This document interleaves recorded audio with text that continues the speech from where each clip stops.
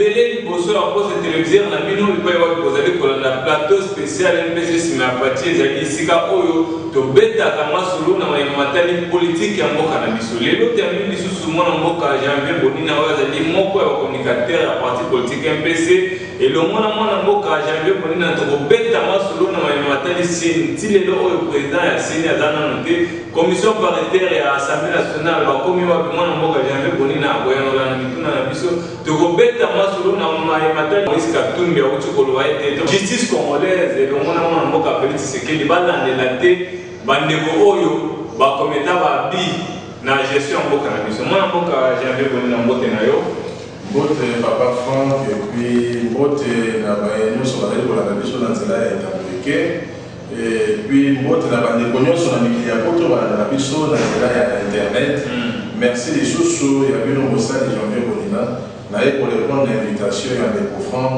poto bakomanyola lolenge mboka ezali kotambola na lokasi koyo. Merci mwana mboka Janvier Bonina bandeko ya opposition bazali kotia bino mosaki balobi ete mwana mboka Félix Tshisekedi aza na mposa ya glisse aza na mposa élection ezala te yango bozolinga kosala passage en force na assemblée nationale botia président ya CENI consensus eza te ti lelo banganga nzambe balembi bino na MPC likanisa bino eza nini. Bon, papa Franck, d'abord merci.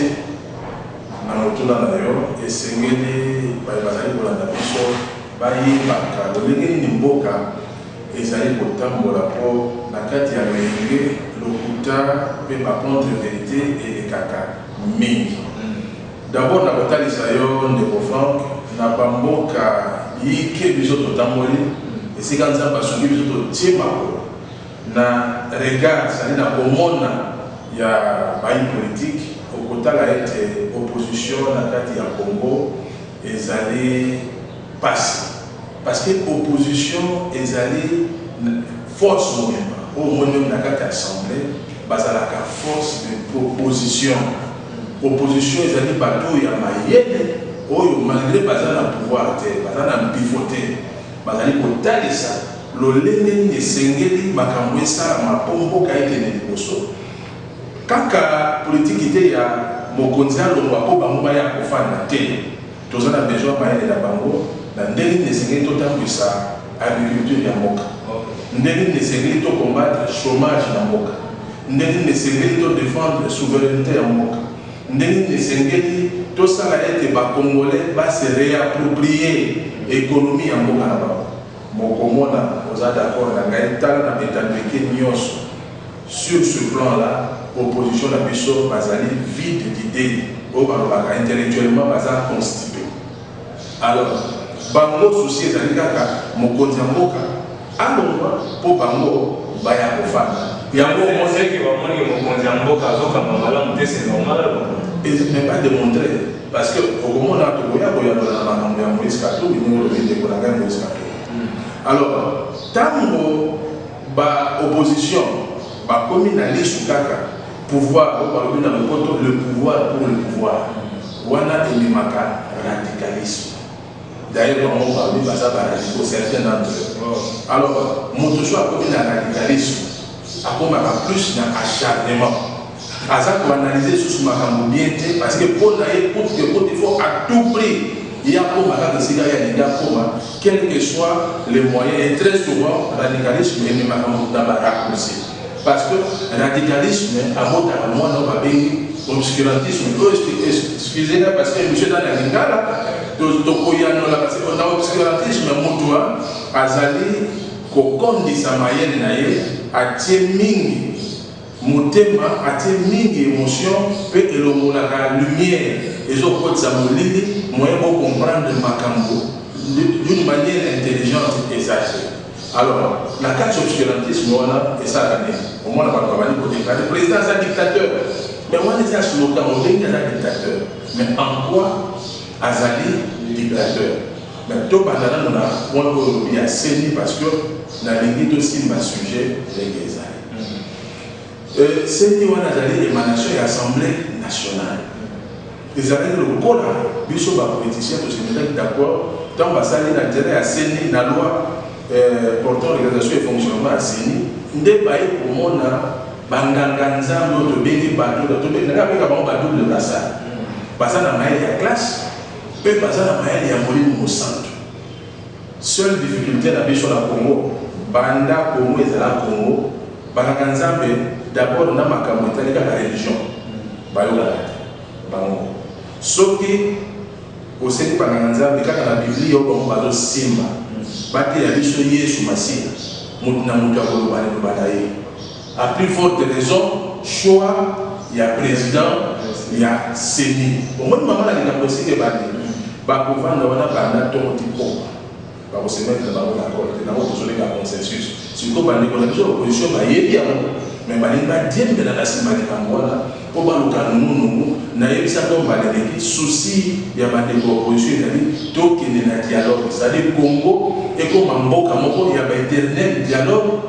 Pour un positionnement, il y a pas individu, mais entre-temps. Quand vous posez on est témoin en mot catholique, c'est qu'il y a tout bien, bien, un dialogue, vos fans, vos solos là. Donc, ça, on a oublié que c'est un dialogue, mais selon la source, parfois, dans la tout ce qui a besoin de ça, X, il y a Y, il y a ensemble. La choix, il y a plaisir à CENI. Congo ya tata Mboka eza ko intervenir na niveau nini eza likambo ya ba confession religieuse ba yokana bango 8 babimisa Congo siko tango bango 8 bango yokana te ke komi Congo ya tata Mboka d'ailleurs bango moko nde bazali ko ngaba associé tata Mboka na likambo wana tolo ba likambo ndenge ezali ba mingi ngana kanisi te dans le cadre de la confession religieuse, pour le cas qui va mingi, balobi que corruption est ça. Tous les gens qui étaient dans le bas de la corruption, les alliés va commencer à corrompre la confession religieuse.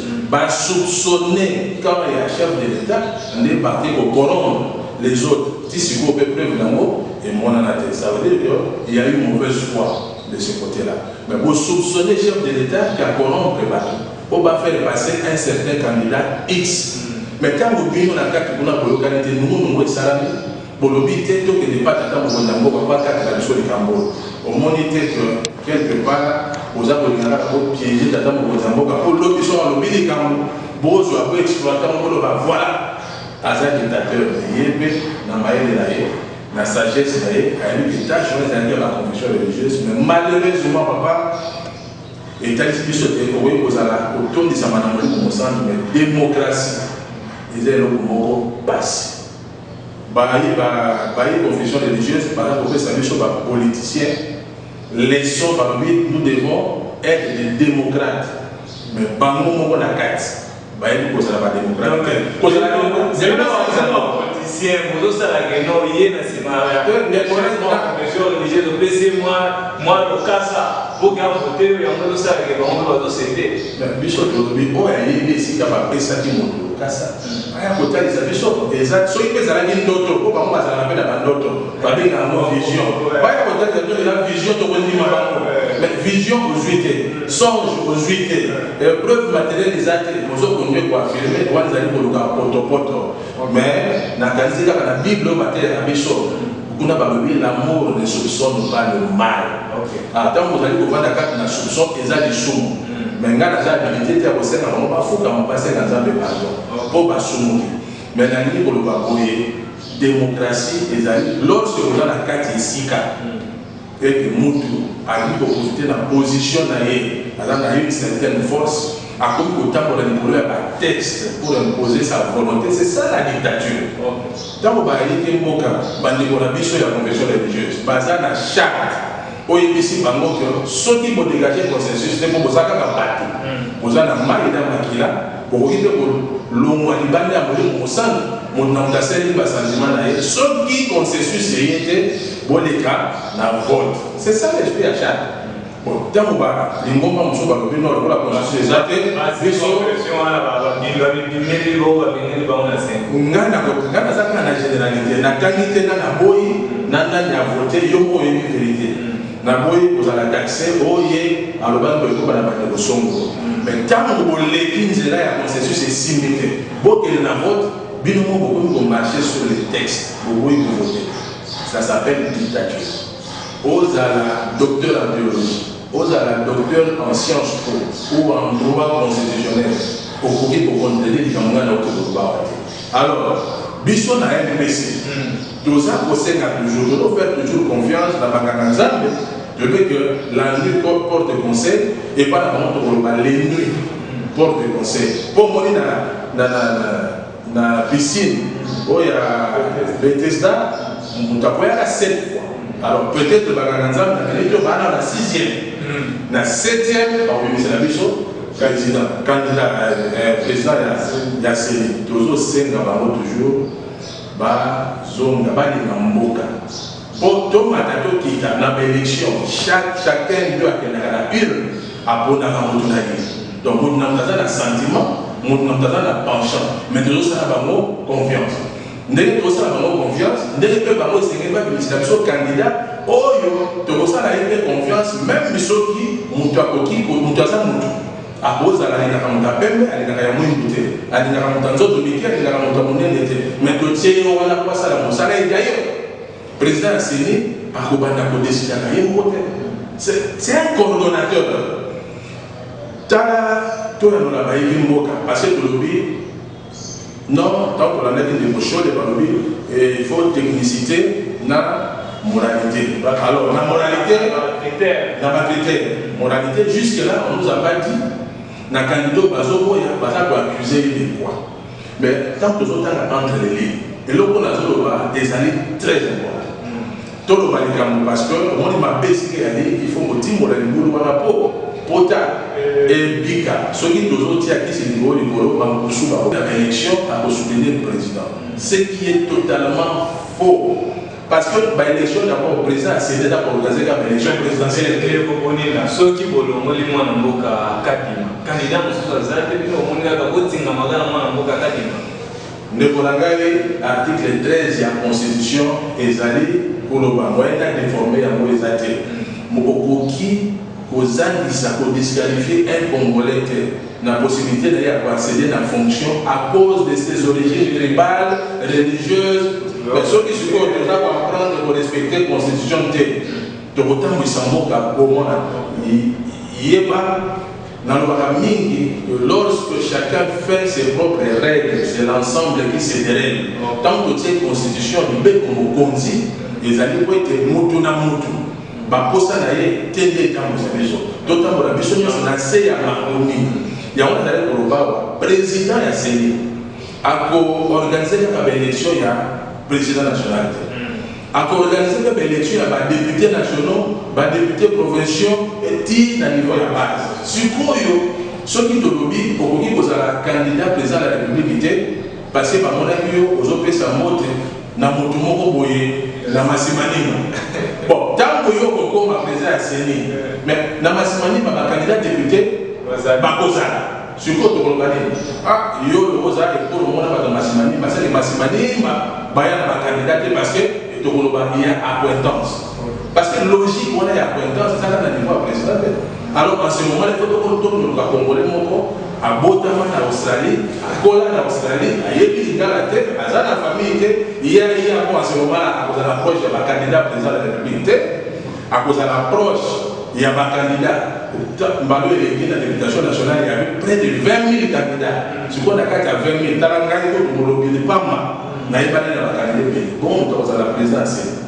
Donc, et là, c'est l'idée quoi pour la présidence, Azala, au-dessus, il y a mêlé. Aïeba que les alliés et colonnés Azali Mokamba. Tout le monde a des sentiments, même le président Fatih Ngazawa. Azali a des sentiments. À partir du moment où il est président de la République, Azawala, quand on a intérêt à battre, il est péché. Azawala a intérêt à battre. Pépé, Azawala a intérêt à battre. Fadou, mais Azawala n'a pas intérêt à battre l'union. Quand il construit des routes, mais Chadali n'a pas de loi, ce gars n'a pas de savoir, il n'a pas de savoir. Moi, on a commune, mais pour vous mettre, on a représenté la chef de l'État. Donc, on a pas de Chadali a tambour à la mouton, dans la balabala, il a inauguré ce mouton. Est-ce papa mokonzi mboka alobi no na soki moto oyo mituka bato mpe perde eleka te. Non. Donc motu na motu il faut avoir conscience ala na sens élevé la responsabilité oyo baconfie. Donc c'est un faux fuyant. Alors c'est là pour dire quoi? Ndeko na biso opposition bazali dans l'impréparation balingi baélection te soki eza na bato bazokoka glissement na mboka ezali bango parce que balingi makambo wana ya candidat ya présidence ya seni esalama te mpo tokende na glissement mpo bango bayeba kose positionner. Mais nzela ekosimba te parce que na 2018 baélection esalamaki na mboka oyo institutions légitimes, légales et établies, et surtout les institutions responsables. Au moment de Komboso, président et assemblée, c'est plusieurs fois, à quelle la précipitation des années de l'époque à Malone, à Pessi plusieurs fois, possibilité, il y a assemblée, pas gêner, pas tomber, pas biser la vie, candidat, donc on va beaucoup répéter. Je ne dirais pas par incompétence, mais par manque de volonté. Pour harmoniser, par quoi harmoniser, par quoi de la. Et puis par manque, il y a respect, il y a la texte dans la voix pour la charte. Ce qui est consensus, je ne dis pas que ça va attendre, mais tant les alliés éternels. Ceux qui vont dégager le consensus, en ce moment, l'Assemblée nationale, il faut avoir la responsabilité d'aller parce que Bissot, nous avons peut-être un candidat président de la République, mais d'autres c'est la paix, peut-être d'autres il y a comme un candidat député national ou provincial. Nous avons besoin de 2023, tout aussi là. Donc, on a pendant mon cas, j'avais bonné à ce que vous avez assuré dans le Congolais des élections en 2023 et tout ça. On a tout été. Bon, mon cas, j'avais bonné à tous les cas, on a monté Katumbi. Katumbi m'a envoyé ensemble pour la République congolaise comme Sénat parce que posa l'Isanga. Mais bon, tout tout est dans le moi, Katumbi a le Bolimi Sabato, Nyoso, Wasala, Mabena, Kamaka. Il y a eu quoi derrière la cabine, moi, Katumbi. C'est le Sénégal. Donc, c'est un pardon, dans ma camarade, mais à Kala. Oh, il fallait dire que par opposition, comme on l'a dit, alors ça la chasse aux sorcières. Alors, quand on a Baninga, oh, on a Kabila, on a Kala. Malgré tout, IGF a aussi lancé Nini à tout Matouana, à Bakomo, gouverneur, à répondre à la justice pour nous d'autres avec. Oh, Namakala, moi, film des alliés, à tous les autres, bon, tout d'abord, on a fait sa motte mingi dans le décollage, Moïse Katumbi, Tchapoué, et Sika Azali. Au moins, tout ça, l'opposition, par contre, ça, la politique, et ça, il y a un inadapté. Et ça, c'est parce que nous sommes de mon côté, né de communauté, c'est mon frère, et Sika Azali, et avec beaucoup de respect, on a fait ces mots dans la famille politique, il y a Sika Azali. Alors, on a eu Italie politique. Il faut dire que, bon, Gamboana, je crois que le Moïse Katumbi a tombé mon pied dans le piège du populisme. Je ne dirais même pas populisme, mais parce que la population d'abord va sanctionner parce que ce qui est là, les militaires sont mal payés, les policiers mal payés, les enseignants mal payés, les médecins mal payés, les hôpitaux pas construits. Les routes pas construites, l'agriculture, ceux qui le connaissent aux âmes, c'est parce que certains Congolais, au Bakamba qui m'ont dit, Bazu Mbongo, il y a des choses, confort le monde à avoir dans le monde privé. Alors, Tata Mokonzabo Kayelo a bâti sur la bonne gouvernance. Et institution internationale, au côté Congo, parmi les pays où basés dans la bonne gouvernance, les institutions de c'est-à-dire que le travail est internationalement reconnu. Alors, c'est-à-dire envoyer des signaux négatifs et pas la bandeko balosa na lelo. Koli sa bandeko ya lobby, c'est dire la parole ya lelo bosa na binopé, jurisprudence ezali binopé, lobby ba koli bisa bino. Mais Moïse Katumbi azana ba peuple, azana ba villa, azana mituka. Mais entre-temps, nous autres, les pauvres citoyens, biso tokobika kimia mokoloni. Bandeko na ngoyo bazali na masimani na ba école les années bango va profiter de la richesse à Congo mon colonie bande qu'on a biso yo baloni ba masango baloni ba kwanga mais banzele za malamu te po bango ba yeba pe koteka ba misala ya bilanga bango va profiter na Congo mon colonie Congo ko makaka lipate oyo les télévisions sont allées par là, non, à un moment donné, nous devons, excusez-moi, je ne fais allusion à personne, nous devons être sérieux. Dans les pays de la gamme, on va voir ce qu'il y a tout. Tout ça, pour Mandiola, ils ont beaucoup là. Nous autres, nous avons l'union sacrée, nous avons et c'est que moi, le banda. Alors, nous autres, c'est déjà, c'est la gamme de l'union sacrée. L'union sacrée, mais nous autres, nous avons l'union sacrée, mais nous avons une déclaration, nous avons la banda. Et l'autre, nous avons l'union sacrée, c'est que tout fan d'Aboïti à 6 mois des élections, c'est pas Badafoki, mais qui n'a pas de président voté, tout ça qui vient de démissionner parce que ça ne va pas entre-temps, parce que moi, je gagne à la Libéria, maintenant, pour assurer l'ambition de la 2023. Non. Donc, ça n'a pas calculé. Et ça, c'est la démocratie. Moto na moto, ça la liberté, il y a opinion, la liberté, il y a ambition politique. Mais aller jusqu'à dire que la justice est instrumentalisée, par exemple, chasse aux sorcières, mais donc aussi, il y a un côté, il y a un bateau, il y a peine de ma famille là-bas. À cause il y a excès des aides, il y a des ressources, dans le cadre de l'exercice, il y a ma fonction là-bas. Mais maintenant, il ne faut pas répondre de leurs actes. Donc, vous voyez ça, ma veuve voilà nini, donc vous voyez ça, ma famille voilà nini. Ma bon, oui, bunga, ma compagnie, nous sommes sur la commande 10 mois, 18 mois, ils ont payé. Oui, ça va, tout le monde pardon, hier, je suis pas responsabilité, là, c'est un choix, mais je crois que la cause de l'union sacrée. Le total modèle.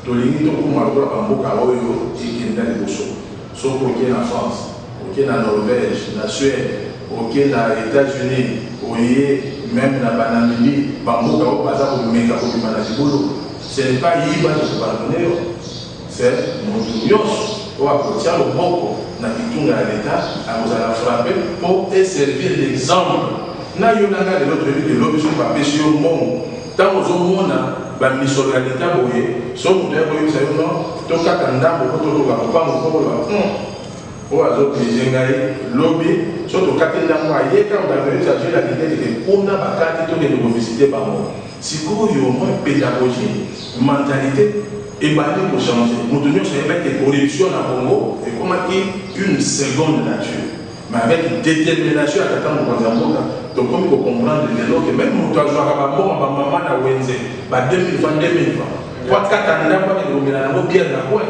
réfléchir 2 fois avant sa action. Alors nous voulons continuer dans ce sens pour bambongo nyonso pas bazoyeba te mbongo wana nde kosala ke ekitaki na niveau ya 7 congolais à base yeba se retrouver. Merci bandeko balandi bozalaki etuluku liboso ya pose télévisée na bino toyambaki bongo na mboka Janvier Bonina oyo azali moko ya bacommunicateur ya parti politique MPC tokomi presque na sukaka na 1 minute pesa bandeko ya diaspora oyo bazolanda yo bandeko ya diaspora mikolo ata bango bazosoutenir awa tomona pelo te botina ata mwa eloko mwana mwa Janvier Bonina ata asoutenir bino awa mais Moïse Katou doit se déjà pardon na 1 minute ndeko Janvier Bonina pesa mona zuka bon na bandeko boza na diaspora mingi na pesa bino numéro 097 26 54 128 pour la réaction la bino ba suggestion ba proposition voire même ba contestation parce que y a moins appelé la démocratie mais moi ba awa MPC ko bunda qui monte à Mokozi Moka dans un premier temps à Commissar retour ya ba congolais awa sans visa à tous les nationalités mon souci faut zo Moka d'ailleurs sans visa na moi na ban tu vois au fond à la double nationalité si tu as musika na cadre ba mesure d'accompagnement makambo ba douane état pour permettre de nous pouvoir investir na kasta de monsieur Zoya to kokota na mona posido donc réagissez la vie aussi au panel pour réagir mais continuer toujours sur la décision de la table. Merci mon avocat Janvier Bonina. Vous avez toujours branché, même air, même chaîne, vous appelez Pesa Likanisinayo, Ozala Mutala Mugatolo Bakam, Ozala FCC, Ozala Ensemble pour la République, Yaka Benga, Togoyama, Tozosala, Moussala Ningen Zambia, peut-être se charge, Nanabino, Tokutan de Bomon, Nicolas Goya, Sokin Zambé, Azumoli Monsu.